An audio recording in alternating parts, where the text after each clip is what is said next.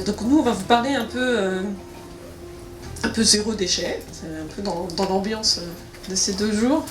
Donc moi je m'appelle Cécilia Bossard, je suis développeuse chez Code Lutin. Et je suis Kevin Morin, développeur aussi full stack chez Code Lutin depuis 10 ans. Non, moi par décence je donne pas depuis combien de temps. Donc je sais pas pour vous, mais moi en ce début d'année, je suis un peu déprimée quand je vois l'état global de la planète. Si certains d'entre vous ont assisté à la présentation de Frédéric Bordage hier, donc voilà, ça reste un peu dans la continuité de la joie et l'avenir radieux qui s'annonce. Surtout quand on sait qu'en tant que professionnel de l'IT, on en est en partie responsable du fait de la surconsommation des ressources, les appareils électroniques qui deviennent obsolètes rapidement et qui sont très polluants. Donc j'ai lu un rapport du Shift Project qui dit qu'en octobre 2018, 4% des gaz à effet de serre étaient émis par notre consommation numérique et que ça s'accroît quand même de 9% par an.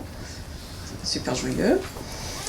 Et en 2008, la part d'Internet dans les émissions mondiales de gaz à effet de serre toujours, c'était 2%.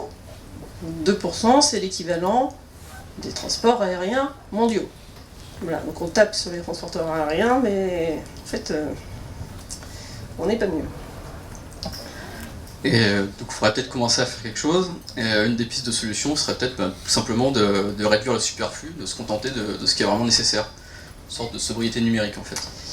Tout à fait. Donc quand on parle de sobriété et écologie à la maison ou au travail, tout de suite on pense au zéro déchet.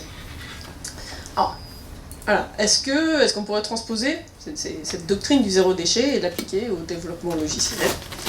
Qu'est-ce qu'on pourrait changer concrètement dans nos pratiques de développement pour améliorer un peu notre empreinte carbone numérique?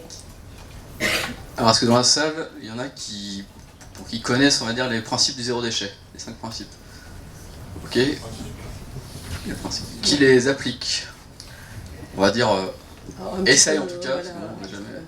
Ok. Cécilia, est-ce que tu pourrais nous les représenter rapidement? Alors, le zéro déchet, se base surtout sur un livre de Bea Johnson qui a créé 5 règles. Donc la première, c'est refuser. Donc refuser tout ce dont on n'a pas besoin. Alors, par exemple, le suremballage, les objets jetables, les échantillons gratuits, voilà, plein de choses. La deuxième règle, c'est réduire ce dont on a besoin mais qu'on ne peut pas refuser. Par exemple, la consommation énergétique, voilà, l'électricité. Refuser l'électricité, c'est encore un peu compliqué dans notre société. Donc essayer de la réduire, essayer de réduire le gaspillage alimentaire. Ensuite, on va essayer de réutiliser, de réparer, de réinventer un nouvel usage pour les objets usagés. Alors, on va essayer de réparer au lieu de jeter. Et si vraiment l'objet n'est pas réutilisable, on va le recycler. Donc bien trier ses déchets pour s'assurer que ça soit bien recyclé. Et normalement, tout ce qui reste, c'est de la matière organique qu'on va pouvoir composter. Si on applique toutes ces règles, on n'a plus rien dans nos poubelles, mis à part au composteur. Ok, donc normalement ces 5 règles permettent de réduire drastiquement la taille de nos poubelles, enfin en tout cas physique, mais bon, au niveau du numérique, c'est pas encore ça. Le matériel, c'est de loin la source de pollution la plus grande en ce qui concerne dans le numérique. Par contre, d'après WWF, pour fabriquer un ordinateur, il faut 22 kg de produits chimiques, et à ça, il faut ajouter 240 kg de combustible et 1,5 tonne d'eau pour un ordinateur. Donc je vous laisse imaginer une ligne de production. C'est assez incroyable. Essayons de faire un peu l'exercice ensemble pour voir, voilà, est-ce qu'on peut appliquer déjà ces règles du zéro déchet sur notre matériel numérique? Alors refuser, on peut déjà refuser tout ce qui est gadgets connectés qui sont pas très facilement recyclables, comme les pneus par exemple. Désolé, j'ai le côté. Non, tout ce qui est, ou par exemple tout ce qui est connecté internet, comme anciennement le Nabastag, hein. Bon, ça a été repris après, mais c'était quand même pas très pérenne. Voilà, enfin différents objets très peu recyclables. Au niveau de la réduction, on peut aussi réduire le nombre d'appareils qu'on a chez soi. J'imagine que vous doit être un peu comme moi. Vous avez un PC portable, une tablette, un téléphone, voilà, multiplié par le nombre de personnes dans la maison, tout ça pour consulter ses mails et naviguer sur le web. Voilà, on peut peut-être diminuer un peu et n'avoir qu'un seul appareil, pas besoin d'avoir tout ça. Pour la réutilisation, tous les anciens appareils comme les ordinateurs par exemple, on peut essayer de les faire réparer et de les donner aux associations, aux bibliothèques, aux écoles qui en ont besoin. Le recyclage, ça va être surtout s'assurer de bien emmener les appareils usagés dans des structures qui vont les recycler convenablement et pas juste les dépoter dans la nature où ça va polluer encore plus. Et pour le compostage, là, il y a peut-être un business à prendre, mais pour l'instant c'est pas trop possible. Le matériel, c'est la face visible de l'iceberg. Parce que ce qui consomme aussi beaucoup d'énergie, c'est tous les appareils connectés, enfin tous les appareils branchés, donc aussi bien les machines clientes, donc les desktops, les téléphones, mais que les serveurs, et aussi toute l'infrastructure réseau qu'il faut maintenir et refroidir. Et ça consomme aussi beaucoup d'énergie. Alors est-ce que potentiellement on pourrait appliquer les règles du zéro déchet et réduire du coup de la même manière la consommation de nos applis? On n'a qu'à prendre comme exemple une appli qu'on a développée il n'y a pas longtemps qui permet de monitorer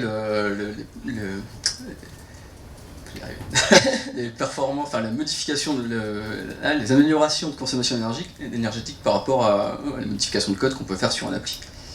Alors on n'avait rien trouvé sur étagère pour mesurer la consommation côté back-end. Donc en fait, installer des petites sondes dans nos machines et puis pour mesurer la consommation du CPU, en fait, basiquement. Et puis une fois le back-end fait, il a fallu faire une petite page pour présenter les résultats. Voilà, ouais. Donc c'est là qu'on voit qu'on est plutôt des développeurs back-end. Parce que voilà, on a juste pris un template trouvé sur le net et puis appliquer les modifications. Ouais, et il y a un outil très pratique sur internet pour calculer l'index écologique d'une page web, ça s'appelle l'éco-index, le nom bien choisi.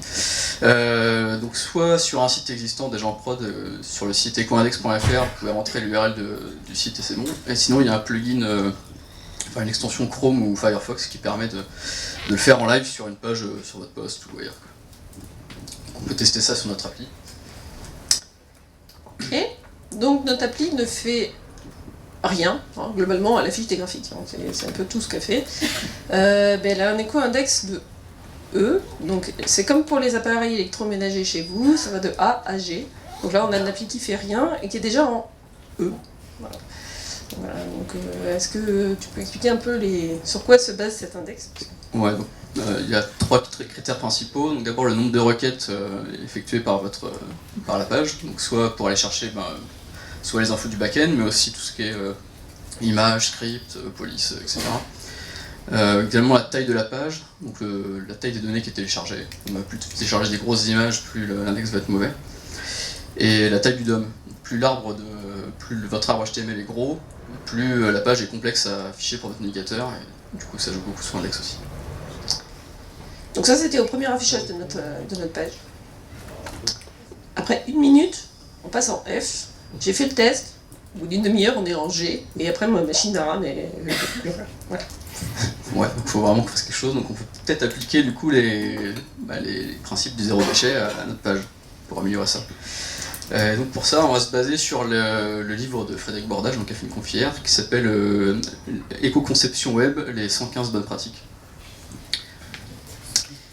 Et bien allons-y. Alors, si on reprend les règles du zéro déchet dans l'ordre, on va commencer du coup, logiquement, par refuser. Et donc la première question à se poser, c'est est-ce que j'en ai vraiment besoin? Parce que là, par exemple, on peut facilement enlever tout ce qui est fonctionnalité inutile, soit parce qu'on les a développés, l'utilisateur ne les utilise pas et ça ne leur sert pas, soit parce que ça sert à un moment, ça ne sert plus. Enfin, il y a souvent du code mort ou alors non utilisé qu'on peut enlever. On va pouvoir aussi refuser les nouvelles techno hyper hype, mais qui apportent rien à l'utilisateur ou rien au développeur et qui ont tendance à engraisser un peu tout ça. Et puis tout le stockage de données inutile.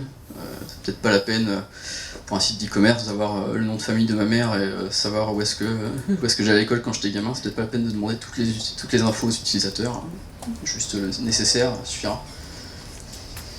Donc dans le cas de notre super appli, on va déjà commencer, on va enlever les fonctionnalités inutiles. Donc comme on l'a dit, on a pris un template trouvé sur internet et on l'a juste appliqué. Donc ce template, il avait une barre de notification. En fait, on s'en fiche. Il y avait une barre de recherche. En fait, on n'a rien à rechercher, donc on l'a enlevé. Le total consommé, les 24 dernières heures et le maximum.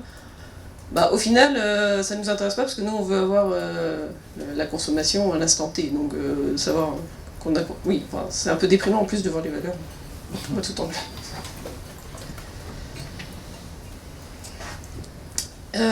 Du coup, on a quand même réussi à réduire le nombre de requêtes. On est passé de 35 à 30. C'est déjà pas mal. Et on a un tout petit peu réduit la taille du DOM. Alors c'est pas encore de manière vraiment significative. Bon, ouais, je sais pas ce que vous avez fait. Non, on a montré le site, toi. Tu as montré le site. Au démarrage, on a une animation pendant le chargement de la page, on a une animation sur les graphiques. Attention. Waouh. Bon, clairement, c'est complètement inutile. Surtout qu'avec le refresh, toutes les 10 secondes, ça recharge l'animation, ce qui est vraiment inutile et moche. Tu y es pour rien, hein, c'est pas toi qui l'as fait. Cette template. J'ai perdu les slides. Ah, c'est bon. Non, c'est... Voilà, c'est ce que je disais. Donc l'appli fait ramer ma machine.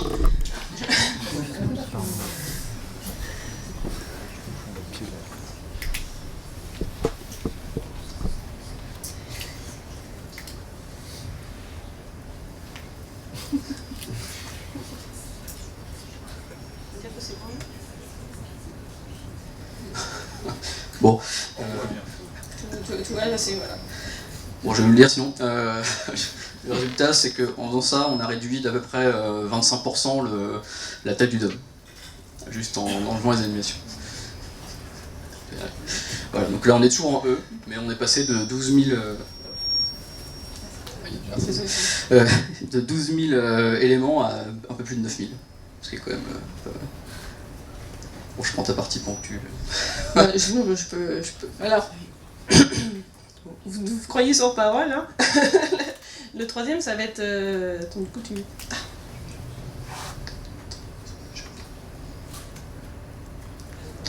C'est bon. Donc voilà. Donc comme on est des devs plutôt back-end, notre console du navigateur explose de warnings, de notices, de trucs comme ça. Donc dans les bonnes pratiques, il est écrit de supprimer les warnings et les notices. Bon, c'est écrit dans le livre, mais c'est aussi une bonne pratique globalement en développement d'enlever toutes ces warnings de variables non utilisées, d'imports inutiles, c'est valable pas que en JavaScript. Donc on a fait le ménage, et bien en fait ça n'a rien changé sur l'EcoIndex. Évidemment, vu que c'est le nombre de requêtes HTTP, la taille de la... Ça ne rentre pas en compte dans le calcul, mais par contre la charge CPU des machines clientes qui doivent du coup calculer tous ces warnings est quand même allégée, et puis c'est quand même... Ça reste une bonne pratique hein, d'enlever les warnings dans son code. Donc là, voilà, le bilan du refus, on a diminué le nombre de requêtes, bon, pas un petit peu, légèrement la taille de la page, beaucoup la taille du DOM. Après c'est d'autres données, voilà, c'est l'équivalent d'eau et du coup voilà, l'éco-index a un peu augmenté, mais on reste en E, ce qui n'est pas non plus ouf, mais voilà. Faut continuer quoi. On peut faire un rapide comparatif avant-après. Bon, du coup, je ne vous montre pas en live parce que j'ai pas envie d'avoir le gros problème de basculement. Donc j'ai des copies d'écran. Donc ça, c'était avant l'initiation. Il n'y a pas l'animation. Et donc après, on a fait du ménage, en gros. Donc on a encore du boulot, donc on va passer à la phase de réduction. La question à se poser, c'est est-ce que j'en ai vraiment besoin d'une telle quantité ? Alors on va déjà pouvoir réduire la taille des applications, du coup en réduisant la taille et la quantité des librairies qui sont embarquées, la taille des CSS, la taille des images, évidemment, l'utilisation de CMS ou de framework magique qu'embarque la moitié d'Internet, voilà, je ne vise personne en particulier. Et aussi réduire le nombre de requêtes qui partent vers le serveur. Et puis surtout la taille des données renvoyées par le serveur. C'est pas la peine de renvoyer toute la base de données à chaque fois. Peut-être faire un peu de tri. Et on va pouvoir aussi réduire la quantité de mémoire qui est utilisée par l'application en pensant de temps en temps à surveiller le garbage collector en utilisant des profilers. Pour essayer ça reste de l'optimisation assez classique au final. Donc pour réduire la quantité de données envoyées par le serveur, là, dans notre cas, dans notre appli, pour l'instant ça envoie toutes les données depuis hyper longtemps. En fait on a besoin de que les 50 derniers enregistrements. Donc déjà rien que ça, en modifiant le back-end pour retourner les 50 derniers enregistrements, ça devrait pas mal alléger la requête. Et puis donc dès qu'il y avait un refresh toutes les 10 secondes des données, en fait on n'en a pas besoin, donc on peut aussi le supprimer. Et au besoin d'avoir des données fraîches, on rafraîchit la page en fait. Et du coup en affichant quand même plus les 150 millions de données qu'on récupérait, juste les 50, ça réduit de 90% la tête du DOM. Voilà, c'est impressionnant, mais on reste quand même en D, ce qui est encore pas suffisant, mais ce qui est déjà qu'on gagne un courant déjà, c'est pas mal.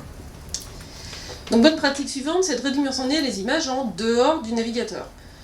Donc là, alors, je ne sais pas si vous avez vu, donc comme c'est un peu ramé, il y a une image de fond en fait. Voilà. Donc on l'a intégrée telle quelle, donnée par notre designer, tout ça, nickel, super HD, elle fait 5,4 MB. Et elle est affichée que partiellement, parce que voilà, peut-être qu'il y a moyen de la réduire. Hein. On réduit un peu la qualité, on récupère juste la partie image qui nous intéresse, et on peut passer du coup à 200 kg, ce qui est plutôt mieux quand même. Hein.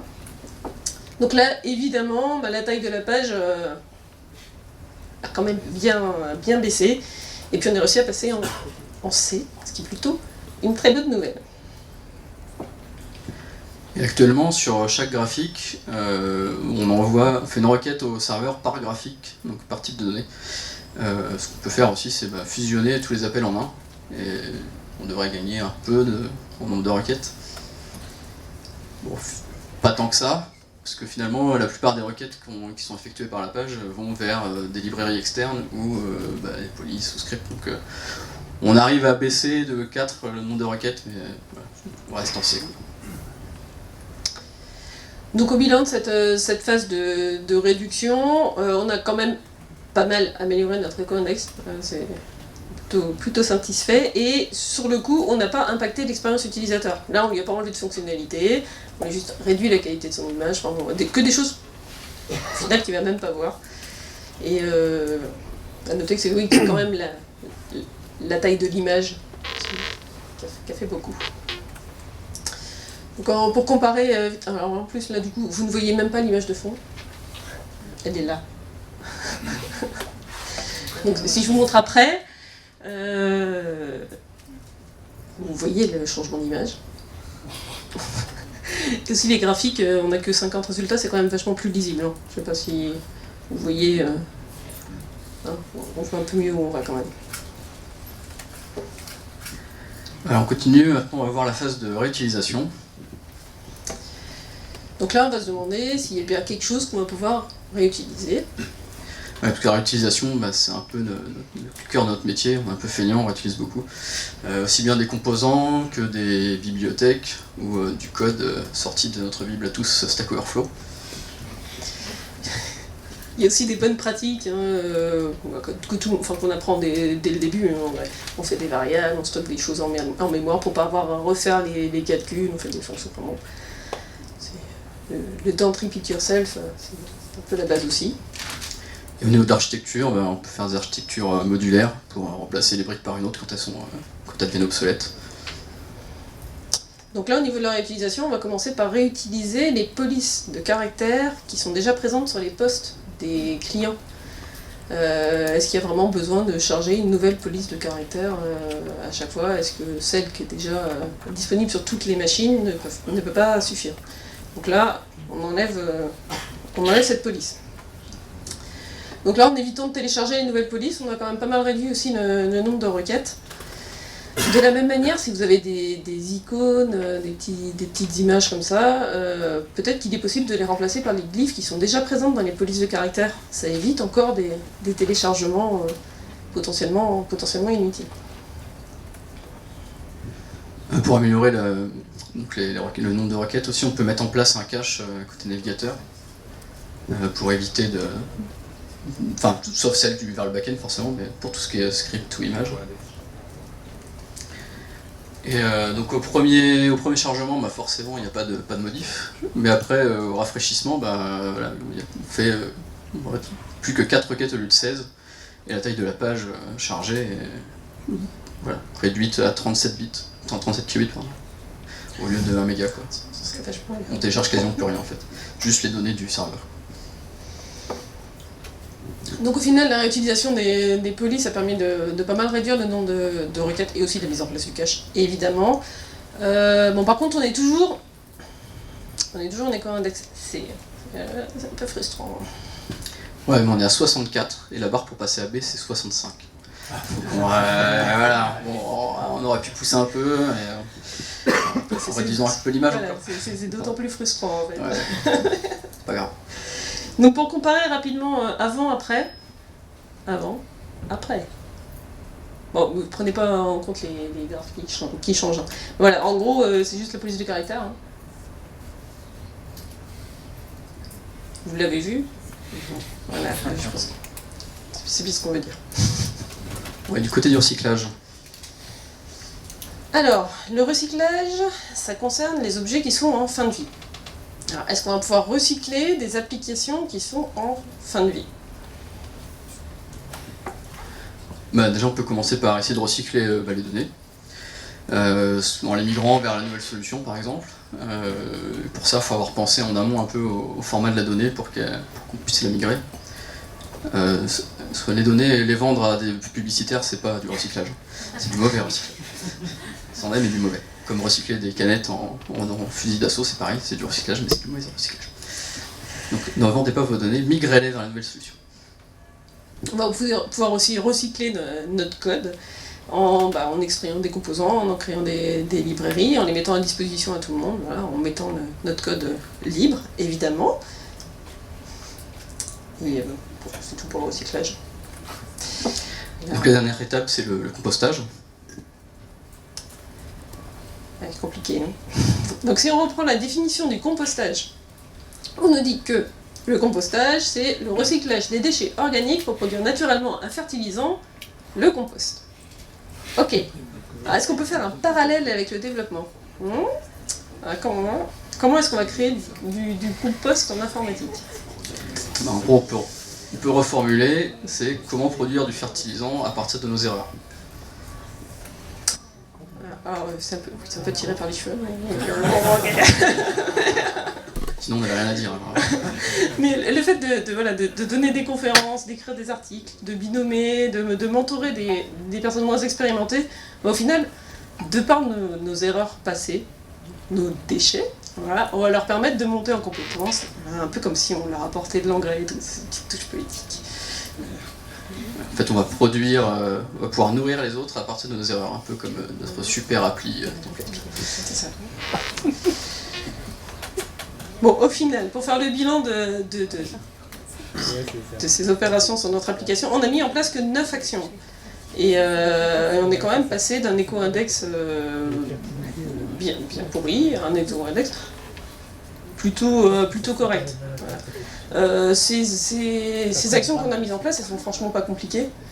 Le seul truc c'est quand il a fallu faire le cache avec un service worker et machin, là je me suis un petit peu arraché les cheveux, mais autrement, même en tant que dev backend, je m'en suis sorti. Donc l'éco-index, ce qui a le plus impacté surtout, c'est du coup la réduction de la taille des ressources et des données et la taille du DOM. C'est ça qui a le plus impacté l'éco-index dans notre appli. Donc on me disait que l'éco-index était calculé sur 3 variables. À savoir que la pondération est différente sur ces 3 variables et elle est plus forte sur la taille de l'arbre DOM. Donc plus vous allez réduire la complexité de votre page, plus vous allez être gagnant en termes d'éco-index. Et on peut noter aussi que en voulant améliorer l'éco-index de notre site, on l'a rendu plus performant et plus ergonomique, parce qu'il y a moins de données et l'utilisateur du coup est moins perdu par des données inutiles. Bon. N'empêche qu'on reste frustré par le fait qu'on est toujours en C et qu'on est à un point du B et ça reste frustrant. Bon, notre appli, on l'a faite en React.js. Est-ce que ça aurait pas on aurait peut-être eu un meilleur éco-index si on l'avait fait en Vanilla? Est-ce que React grossit pas artificiellement notre DOM? À votre avis? Qui pense que c'est React?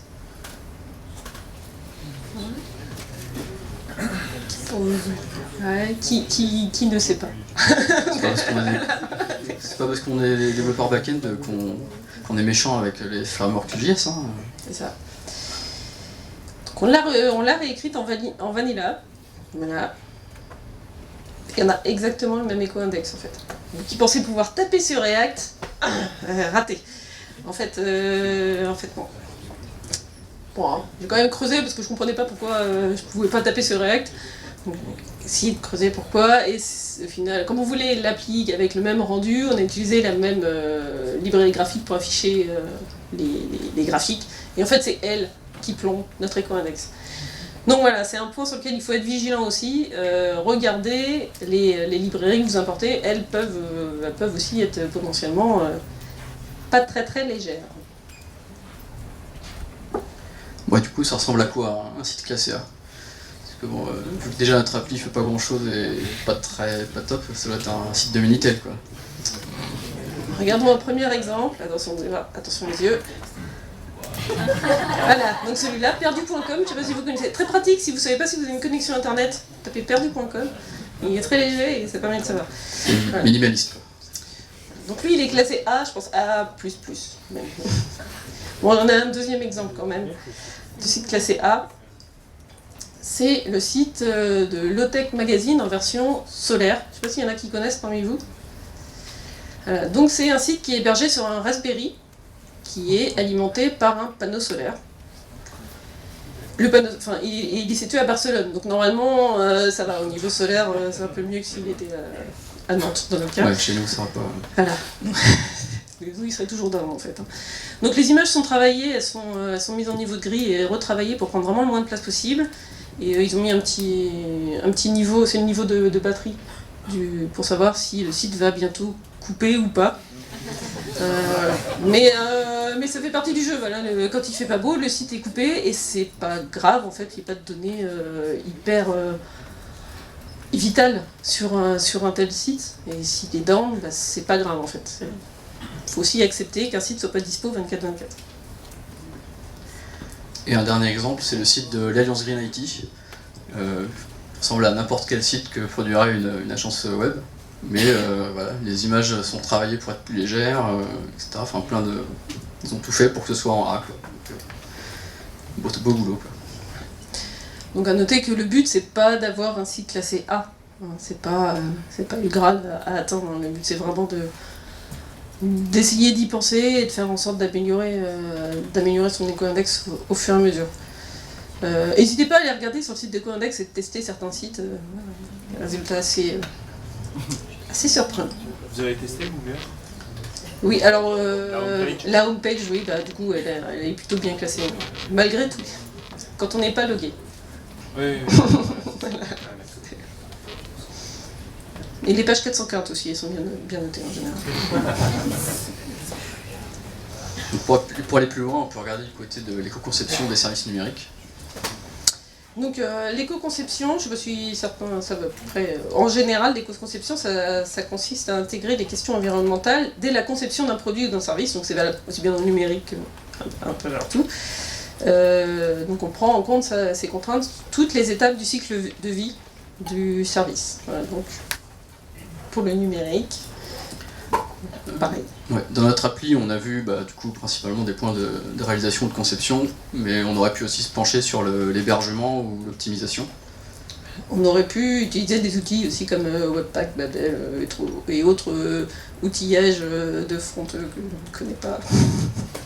pour permettre de minifier le code, pour compresser un peu les feuilles de style, pour faire du tree checking, pour virer effectivement, je pense qu'on embarque encore la moitié d'Internet avec nous. Et on aurait pu mettre en place un reverse proxy pour améliorer le temps de réponse du serveur. Et puis tout ce qui concerne l'hébergement également, il ne faut pas hésiter à se pencher un peu sur les hébergeurs divers ou les fournisseurs d'électricité verte. Regardez et vérifiez si c'est pas du greenwashing aussi. Quand même. Bon, c'est bien, mais est-ce qu'on pourrait pas aller encore un peu plus loin? C'est vrai qu'en plus d'être consommatrice de ressources, en fait, le secteur du numérique est également un vecteur d'inégalité et de fracture sociale. Tout le monde n'a pas accès au dernier smartphone à la mode pour afficher votre site, ou tout le monde n'a pas une connexion internet en haut débit partout. On va pouvoir se pencher sur le concept de low-tech numérique. Donc ceux qui étaient à la conf de Frédéric Bordage hier doivent voir à peu près de quoi il est question. Mais c'est pas un peu antinomique, low-tech et numérique? Donc voilà, donc la low-tech numérique, ça consiste à s'appuyer sur un ensemble de techniques qui sont simples, pratiques, économiques et très populaires. Voilà, ça, faut essayer de prendre vraiment les trucs qui sont bien ancrés, bien faciles à utiliser. Savoir que le caractère, vous avez bien placé pour le savoir, le caractère de low-tech ou de high-tech, c'est quand même assez relatif, surtout au niveau temporel. En l'an 2000, quand on envoyait un SMS en 2G, c'était de la high-tech. Bon, maintenant, on est plutôt en low-tech. Donc l'idée en fait serait de rationaliser nos usages du numérique. Parce qu'on a besoin qu'un site soit up 24 heures sur 24, 7 jours sur 7, alors que des fois juste un mail textuel, pas HTML, pour inviter quelqu'un à une réunion ou inviter autre chose, ou même un SMS, ça pourrait suffire. Pareil, peut-être pas besoin de panneaux LED 8 sur 6 dans la rue pour essayer de nous vendre des voitures ou des voyages low cost à l'autre bout de la planète, alors que des affiches ou pas de pub non plus pourraient être très bien pour nos yeux. Après, le but, c'est pas de faire disparaître le numérique, hein. On n'est pas en train de se tirer une balle dans le pied en tant que professionnel du numérique, mais juste de le rendre plus raisonnable et surtout soutenable dans les années à venir. On voit bien le mur qui se rapproche et ça va être très très compliqué de pas se le prendre. Ouais, de quoi que le low-tech s'inscrit complètement dans le mouvement social, dans le mouvement d'économie sociale et solidaire actuel, et d'écologie bien sûr. C'est ça.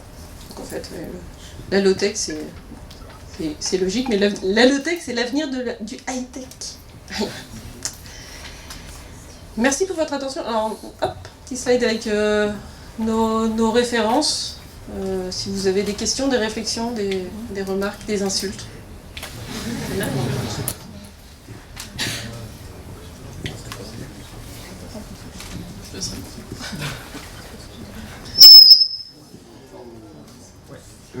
C'était juste pour l'optimisation là que vous avez fait. Vous avez calculé combien de temps ça vous a pris? C'est plus le côté, en gros, la construction de l'optimisation.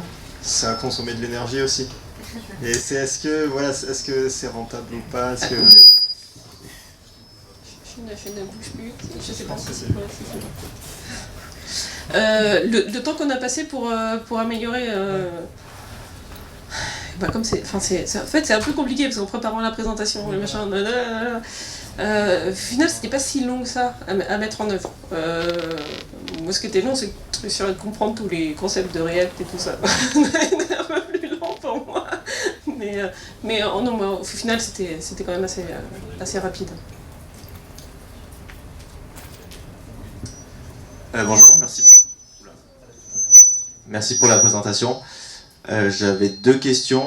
La première, c'est quand on est DSI, quand on est drivé par les objectifs financiers, comment on peut faire entrer toutes ces pratiques d'éco-conception dans nos plans de DSI?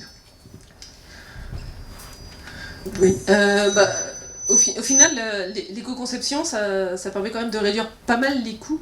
Les coûts d'hébergement, les coûts de... Enfin, ça permet de réduire énormément de choses. Vous allez améliorer aussi, optimiser vos applications, hein, ça va être plus efficace.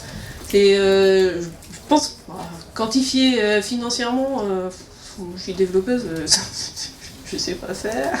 Déjà estimer une appli, je sais pas faire. Mais logiquement, si on parle hébergement pur, si on réduit le nombre de machines sur lesquelles on doit déployer notre application, je pense qu'un DSI devrait être assez content. Pourtant, l'hébergement de machines, ça se compte en centaines d'euros et l'optimisation en milliers d'euros. Oui, l'optimisation du côté... oui. Enfin, là, je pense pas que j'ai fait une optimisation à quelques milliers d'euros. Il faut aussi penser à toutes les machines clientes qu'il va falloir... faut surtout penser sur le long terme, à se dire que les utilisateurs, ils vont pas... S'ils sont obligés de changer de machine tous les ans parce que les applicatifs qu'on leur fournit rament, et si c'est un applicatif métier, par exemple j'ai travaillé dans un CHU, si l'appli qu'on fournissait faisait ramer toutes les machines d'un CHU, je ne sais pas si vous imaginez le nombre d'ordinateurs qu'il y a dans un CHU, s'il faut toutes les changer parce qu'elles sont obsolètes, c'est pas possible. Donc du coup l'éco-conception c'est quelque chose qui est vraiment nécessaire et qui parle vraiment... Ouais, mais c'est pas une chose qui est dans les coûts de l'éditeur du logiciel, le changement de parc de machine des clients. Ah oui, si c'est un éditeur, mais normalement si les clients disent on veut pas de votre logiciel, s'il est trop gourmand, les lois du marché font que... Et l'éco-index, il est sur la page web, pas sur le serveur, donc c'est pas une question d'hébergement en fait, c'est une question de du coup d'utilisation dans le browser, quoi. Et puis tu peux toujours dire que c'est bien pour l'image, c'est plus green, tout ça, ils vont gagner des clients, quoi. On peut faire du marketing aussi. On devrait pas, mais on devrait être green.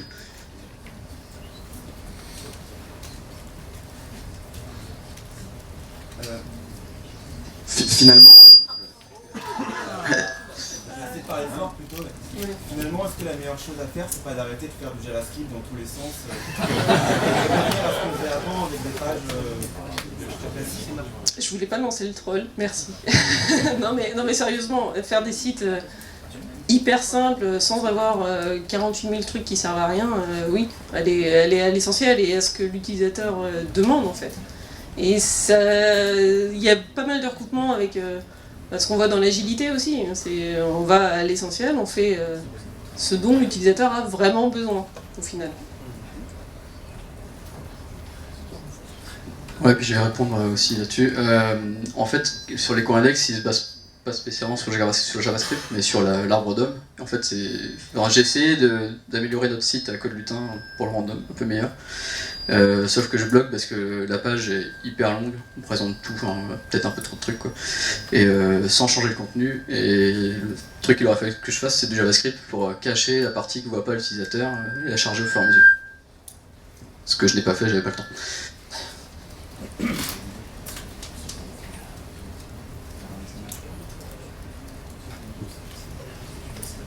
Du coup, moi je voulais réagir juste sur ce que tu disais. Prendre du temps pour optimiser un site, ça dépend de l'audience de ce site. Si c'est un site qui va être visualisé plusieurs millions de fois par mois, si tu enlèves 1 kilobit, tu multiplies par 1 million par mois, c'est carrément différent, ça a un poids énorme. Là, si tu enlèves 1 méga juste pour une image, c'est pareil sur ce style de site.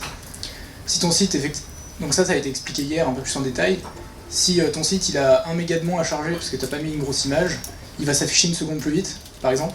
Et du coup, 1 seconde sur le chargement d'un site, ça se compte en argent, quoi, directement. Donc c'est ça que tu vas vendre à tes DSI, parce que là, tu vas gagner de l'argent. Après, la majorité des sites sont petits et pas des sites avec autant. Je suis pas forcément d'accord. Ça dépend de quelle est ton audience, c'est comme à chaque fois. Ouais, puis il y a un site de e-commerce qui a une liste de, 50 articles sur la page. Si les images elles sont pas redimensionnées de base, t'exploses quoi. Donc n'importe quel site. Je me te fond. Voilà, donc n'importe quel site d'e-commerce doit le faire quoi. Donc, c'est pas que les gros sites Facebook, Google, tout ça. Bonjour, moi je suis arrivé après, vous en avez peut-être déjà parlé, mais est-ce que du coup dans les sites là, vu qu'on va vers les web components et compagnie, il y a de plus en plus de shadow DOM, est-ce que c'est pris en compte là dans le calcul, le shadow? Non, c'est vraiment juste ce qui est... Ce qui est le rendu, quoi. Ce qui est rendu, ouais, ce qui est calculé à l'instant T par le navigateur. Ok, bon. Tu peux contribuer avec Coindex si tu veux changer les trucs.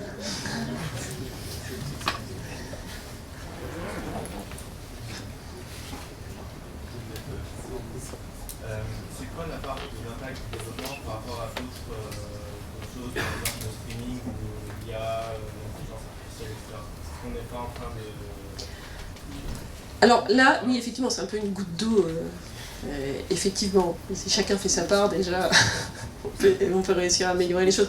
Effectivement, c'est pour ça que c'est oui, bon, c'est bien joli d'optimiser ces sites et tout ça, mais effectivement, quand on regarde des vidéos... c'est ça, voilà. Mais, Dans ce cas-là, c'est comme pourquoi trier tes déchets alors que tu vas rouler 500 bornes pour venir à une conf. C'est pareil, quoi. C'est une goutte d'eau, quoi. C'est l'allégorie du colibri, voilà. Bon, chacun va faire sa part, et c'est vrai que si tous, là, dans la salle, tout le monde commence à essayer d'optimiser un peu son site pour qu'il soit moins gourmand sur Internet, je pense que c'est un peu... tout le monde va être gagnant, parce que ça va être toute la population qui va utiliser ces sites-là, qui va pouvoir utiliser ces terminaux plus longtemps. Hier, la réponse elle a quand même été donnée. Il y a 80% de la production qui est générée par les devices, la création des devices. C'est ça. Et du coup, pour arrêter d'en créer des nouveaux, il faut arrêter de faire des sites web gourmands. En fait, c'est vrai. Voilà. Le but, c'est de faire en sorte que les utilisateurs puissent utiliser leur machine le plus longtemps possible. C'est pas après qu'ils les utilisent pour regarder Netflix ou qu'ils les utilisent pour avoir la météo ou l'horaire d'un train.